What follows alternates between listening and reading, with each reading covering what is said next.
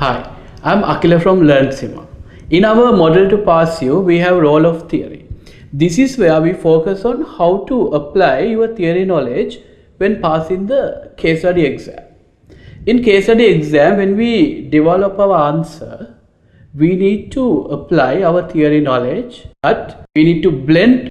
When developing the answer for case study questions, theory will always guide us, but the best answer comes with our common sense too. So, to get a good answer, we need to have a proper theory plus or theory blended with common sense. In SEMA case studies, management level case study, they are not asking any theory, but they might ask how to implement a certain theory. How do we implement total quality management? How do we implement life cycle costing? Like that. In strategic level case study exam, they will focus on your advice on the implementation, recommendations, evaluations. So we should never write the theory itself. Instead, we need to know how to implement them, how to advise using the theories, how to evaluate, basically how to use these theories in real life.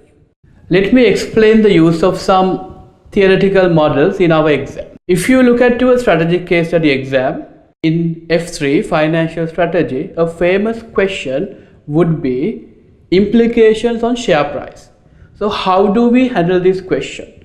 Now, if the examiner asks what will happen to share price when we do some action, when something happens in our business environment or something happens inside our business, what would be the implication to our share price? Now, when we answer this question, we will see how to use our theory knowledge we studied in F3. Now, here we need the knowledge from business valuations. The best technique is known as discounted cash flow technique when valuing a business. There, the value of business would be present value of future cash flows. So, when we evaluate the implications to share price, we use the model present value of future cash flows.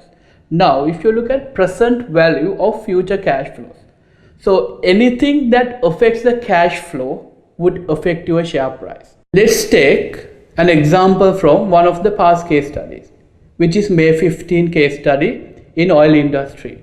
There, in variant 5, we had the issue. The examiner is saying the oil reserves should be downgraded. Why is that?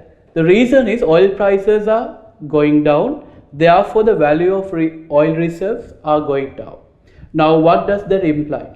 Value of oil reserves going down means there can be an impact to our revenue because market is shifting to shale oil, another substitute, and our oil revenue is going to go down, but that is only in short term. Now, how do we use that knowledge with the theoretical model I explained, which is present value of future cash flows? If my revenue is going to go down, then my cash flows are going to go down.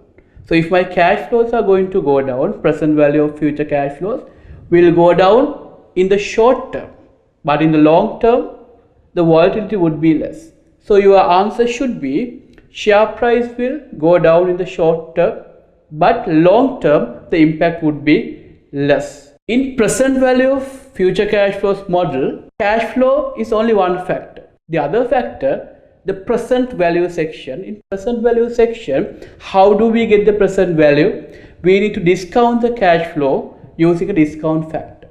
This discount factor is the weighted average cost of capital of a company, which represents the risk of the company. So anything that changes the cash flows in the business, anything that changes the risk level of the business will have an impact to share price. If the cash flows are going down, share price will go down. If the risk level of the business is going up, then the share price will go down. How do we blend our common sense to this question?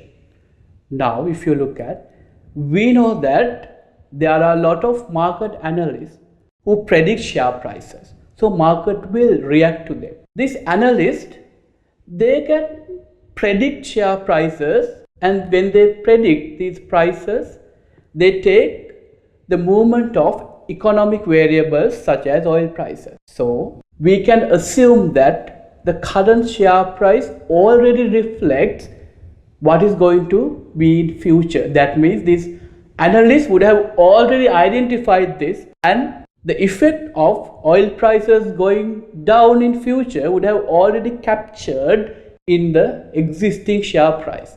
Therefore, how to blend this? We need to accept the fact that share price will go down as per theoretical model, but the common sense says already a part of this effect is captured. That means share price will go down, but not drastically. There will be a slight dip in the share price in the short term. So that would be your answer. Now let's move into our performance pillar.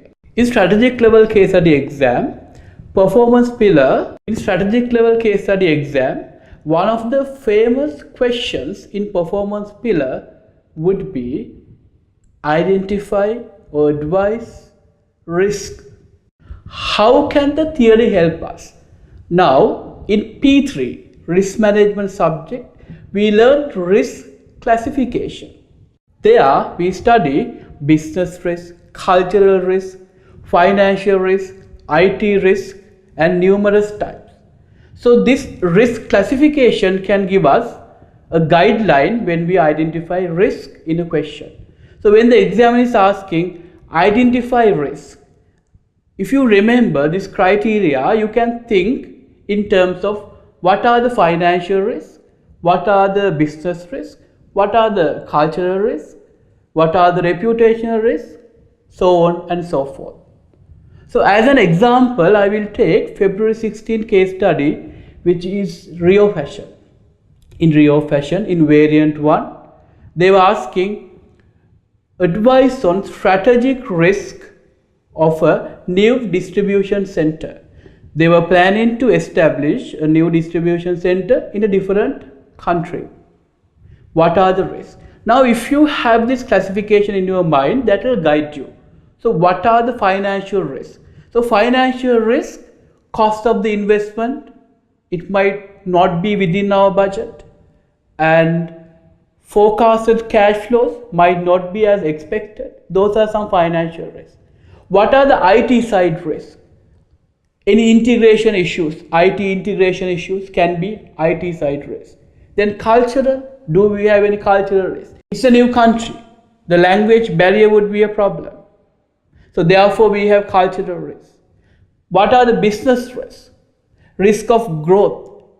Is this new distribution center will support our strategic growth or not? Those are some of the risk areas. So if we use this risk classification model, then that will give us some angles to think. Another thing we need to highlight in strategic case study exam, we need to know that there are two types of risk, upside and downside. When the examiner is asking, don't write only downside, focus on upside also. Downside means always what will go wrong. Upside risk means what can be better. So when we develop the answer, focus on both. Now let's move into our enterprise pillar. So I will take an example from E3 for strategic level case study exam. In E3, we use Johnson and Scholes model to evaluate business opportunities, suitability, acceptability, feasibility model. Now, how can we apply that knowledge in our case study exam? Now, in the case study exam, they will never ask you to apply any model. Instead, they will give you certain business proposals or some opportunities and ask you to evaluate them. Evaluate business opportunities. So when you evaluate business opportunities, your evaluation can be a normal evaluation where you write pluses and minuses, advantages, disadvantages. Based on the weights, you can come to your conclusion. Or your answer will be more structured if you use a model like SAF model, suitability, acceptability, feasibility model. The reason is when you have this model in your mind, you know multiple angles to think, and your answer will be a balanced answer So your recommendation would be a balanced recommendation, and you will not miss points. You will get more points. You will think in multiple angles. As an example, I will take February 16 case study, which is Rio Fashion. In variant 2, they were asking us to evaluate 2 IT suppliers. When you evaluate, if you have this model in your mind, the suitability, which is about strategic fit. When you evaluate suitability of IT suppliers, you can talk about whether these IT suppliers are catering our strategic objectives or not. Whether this is, when you evaluate suitability, we need to comment on whether these IT suppliers have a strategic fit with us or not. Then we can go to acceptability. In acceptability, we need to think about whether our stakeholders will accept or not. There, we should start with shareholders, who is the major stakeholder, and shareholders like profitability and their return. So there you can talk about financial aspects, profits and costs.